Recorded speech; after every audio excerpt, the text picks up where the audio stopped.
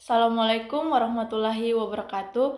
Perkenalkan, nama saya Nirmawati Arsyal Bakir dengan NIM 452424024. Saya dari kelas C, Prodi Teknik Geologi, Fakultas Matematika dan Ilmu Pengetahuan Alam, Universitas Negeri Gorontalo. Sebelumnya saya mengucapkan terima kasih karena telah memberikan kesempatan kepada saya. Yang saya hormati Ibu dosen Profesor Dr. Novianti Jafri, SPDI, MPDI. Jadi, tauhid merupakan konsep yang menyatakan keesaan Allah Subhanahu wa taala. Ilmu tauhid adalah ilmu yang mempelajari keesaan Allah, Rasul dan nabi-nabi dalam Islam. Pengertian tauhid juga dipahami sebagai sikap meyakini bahwa Allah Maha Suci yang tidak memiliki kekurangan sedikit pun. Pengertian tauhid bisa dilihat dari kalimat syahadat. Kalimat syahadat berbunyi Asyhadu an la ilaha illallah wa asyhadu anna Muhammadar Rasulullah, yang artinya aku bersaksi bahwa tiada Tuhan melainkan Allah dan aku bersaksi bahwa Muhammad adalah utusan Allah.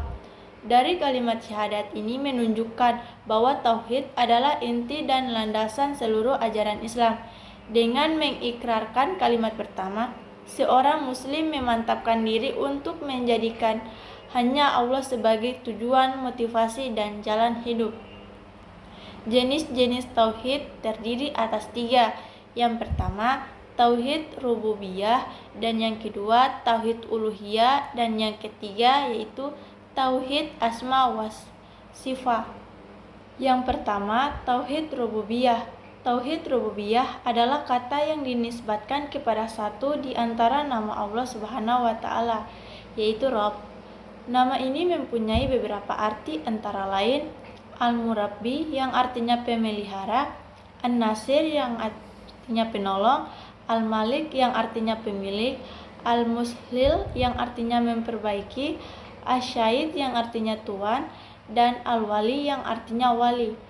Dalam terminologi syariat Islam, istilah tauhid rububiyah berarti percaya bahwa hanya Allah lah satu-satunya pencipta, pemilik, pengendali alam raya, yang dengan takdirnya ia menghidupkan dan mematikan serta mengendalikan alam dengan sunnah-sunnahnya.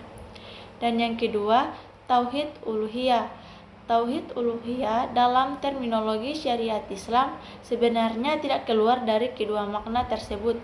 Maka definisinya ialah mengesahkan Allah dalam ibadah dan ketaatan. Dan yang ketiga, tauhid al-asma wa asy-sifat, artinya pengakuan dan kesaksian yang tegas atas semua nama dan sifat Allah yang sempurna. Allah Subhanahu wa taala menetapkan sifat-sifat bagi dirinya secara rinci. Praktiknya dengan menyebut bagian-bagian kesempurnaan itu satu persatu. Menetapkan sifat mendengar dan melihat bagi dirinya sendiri. Selanjutnya, penjelasan tentang iman, Islam, dan ihsan.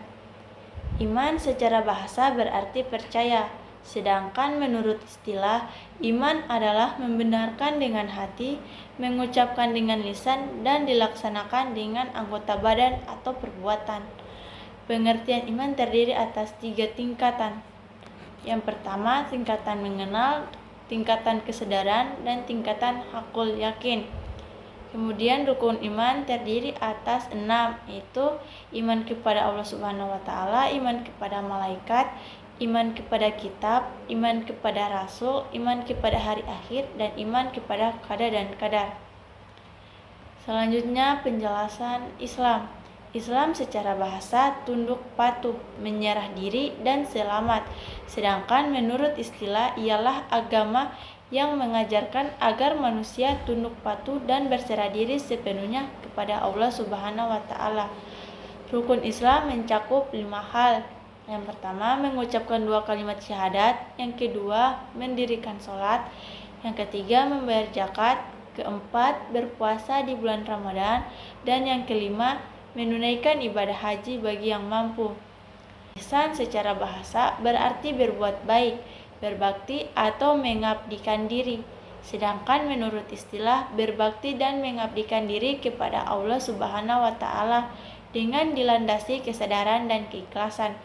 berbakti kepada Allah yakni berbuat sesuatu yang bermanfaat bagi diri sendiri, sesama manusia maupun bagi makhluk lain.